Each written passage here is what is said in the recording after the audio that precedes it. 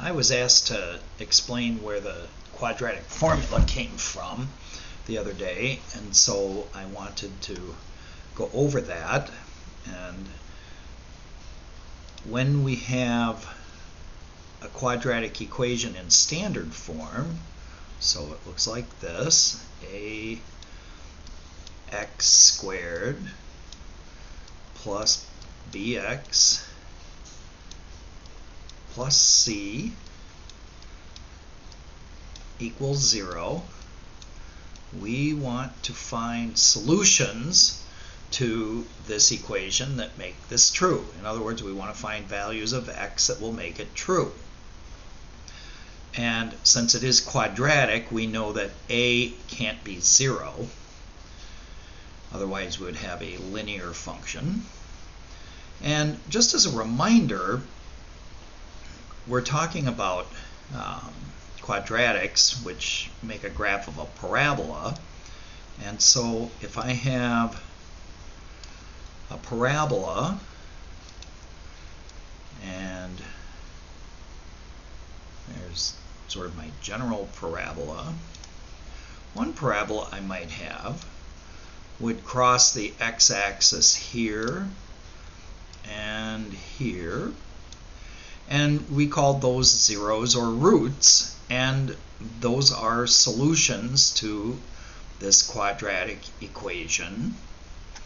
But I might also have a parabola that it could be upside down, but it only touches once and not twice. So I'll draw one like that.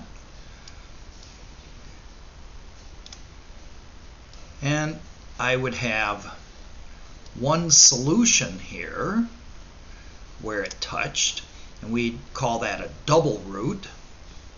And then finally, we might have the case where the parabola is either always above or always below the x-axis, in which case it's never touching the x-axis, and we don't have any real solutions to this situation.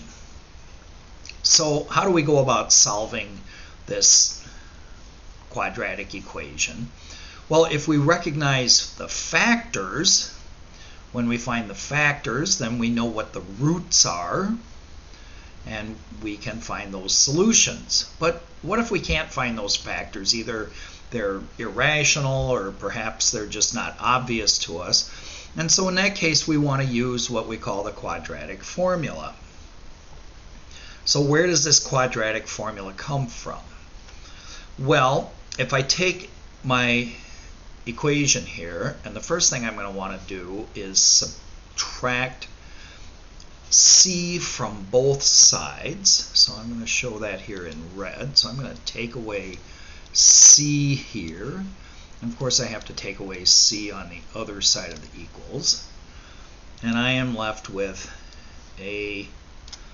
ax squared plus bx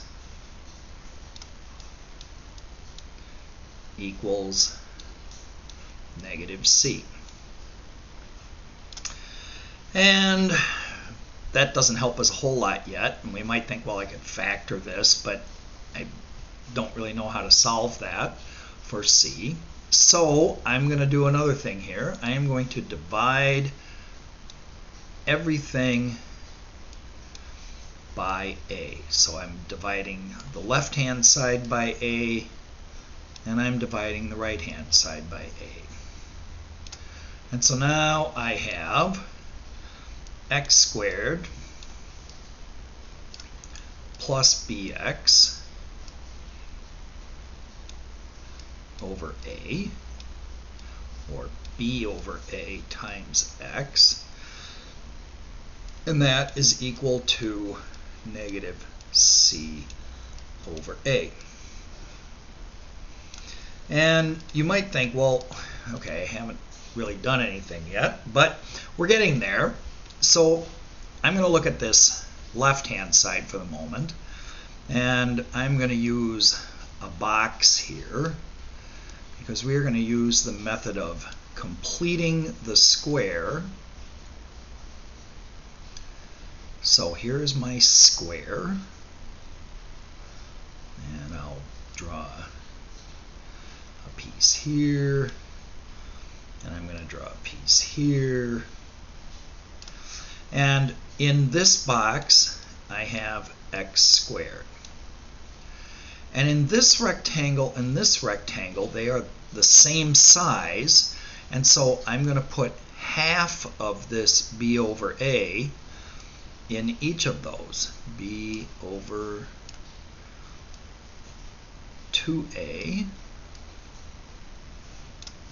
and b over 2a.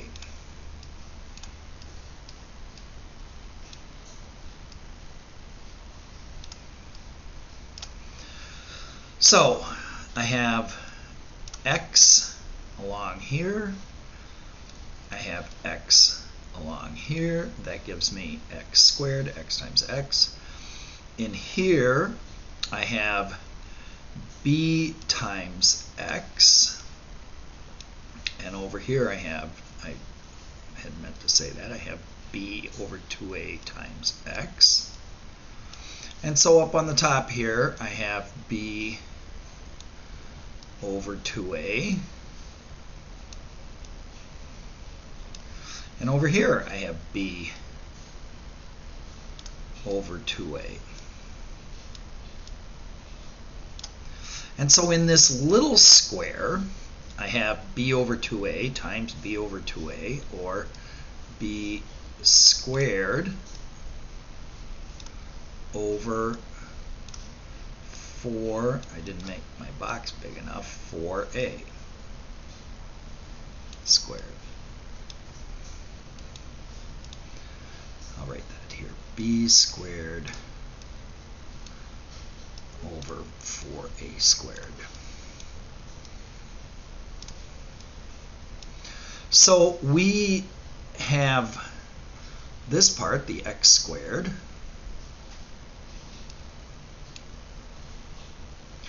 we have the b over ax here in these two rectangles, but I don't have this piece. So I'm going to add this piece on, and I have to add it on in both sides.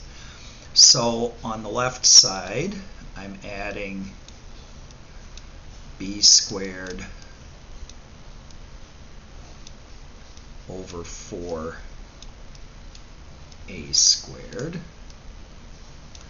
And on the right side, I'm adding b squared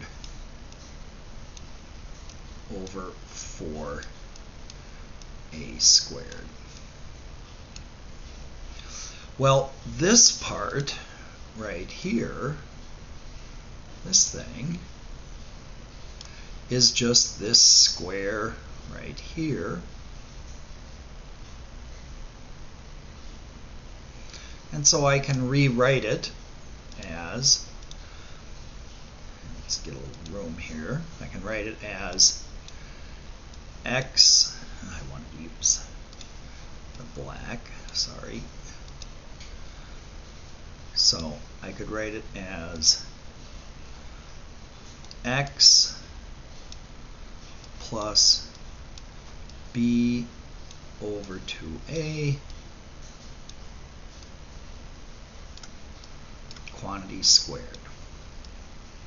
And you can verify for yourself if you're not convinced already by distributing this, or if you like to use the term foiling it, and you will get this quadratic right here. So this is equal to this right-hand side, and I'm just going to rearrange the terms here. So I have b squared over 4a squared minus c over a. Now, if I want to add fractions, I have to have a common denominator. So I'm going to multiply this c over a by 4a over 4a. I'll write that right here. So I'm going to multiply the top by 4a,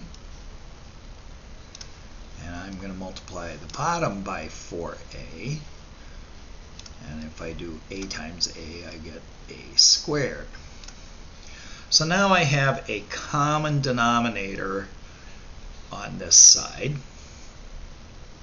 and so we have x plus b over 2a squared is equal to b squared minus 4ac, all over that common denominator of 4a squared. There we go, 4a squared.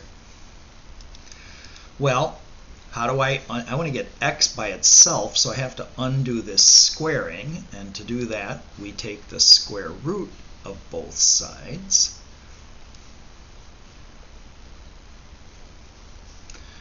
And so on the left side now, I just have x plus b over 2a. But remember, when it was squared, this could have been positive or negative, so it's equal to plus or minus the square root of b squared minus 4ac all over 4a squared. And if I take the square root, so here I'm going to erase this one little piece here. I want to put the fraction outside, and so when I take a square root, if I take a square root of a fraction, I can take the square root of the top divided by the square root of the bottom. Square root of 4 is 2, and the square root of a squared is a. So almost done here. I need to subtract b over 2a from the left side, and I need to subtract b over 2a from the right. So on the left, I have x, just all by itself, equals,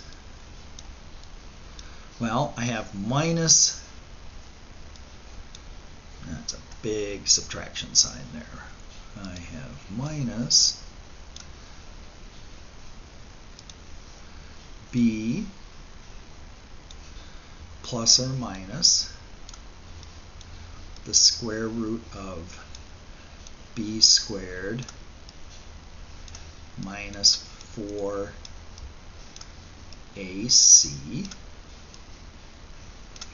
and these are both being divided by 2a, so I can just put them over one common fraction bar of 2a. And so there is our quadratic formula. X equals minus b plus or minus the square root of b squared minus 4ac all over 2a. So just remembering that we started with ax squared plus bx plus c equals 0. And the two x's that will solve this equation are these right here, minus b plus the square root of b squared minus 4ac over 2a, and negative b minus the square root of b squared minus 4ac over 2a. Now, at the beginning, I talked about the three different possibilities, and so really what we want to look at is this piece right inside the square root. So we have three possibilities. B squared minus 4ac can be greater than 0. It can be equal to 0. And it can be less than 0. When it is greater than 0, we have two real solutions. In other words, the parabola, the graph of this function, ax squared plus bx plus c, crosses the x-axis twice.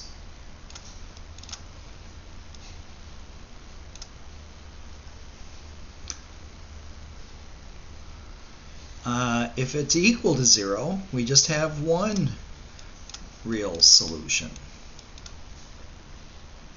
And if it's less than 0, this is negative in here, and we have no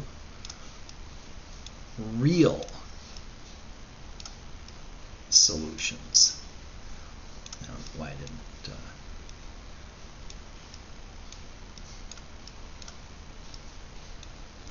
So, well, what happens here? The parabola is above the x-axis or below the x-axis, and it never crosses, so we can't find any zeros. There are solutions, but they are imaginary, and that's another lesson.